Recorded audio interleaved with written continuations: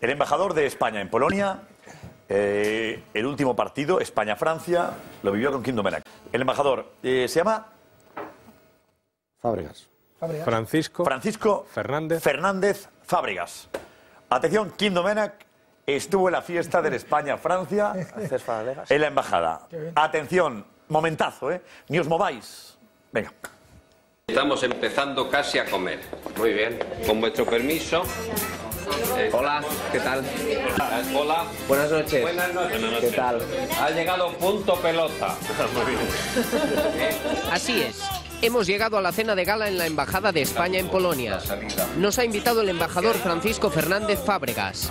Junto a él, su esposa y un grupo de jóvenes empresarios que viven en Varsovia viviremos el España-Francia.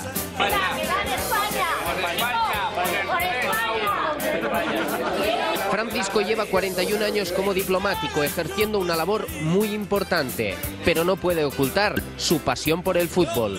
En el salón de la embajada se vive el partido de forma muy intensa.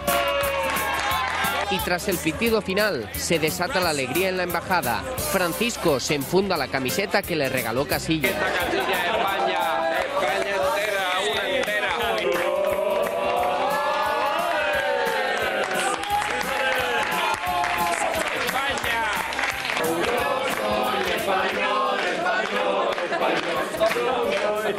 Bueno.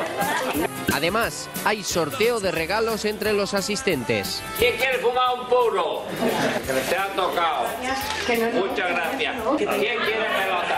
Por pelota, por pelota. Bien de ancho. Bien. No, es de registro. A ver la señora. Cualquiera se pone a registrar aquí. ¡Uy!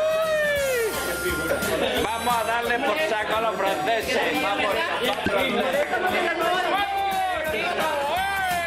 En definitiva, buen ambiente en la Embajada de Varsovia.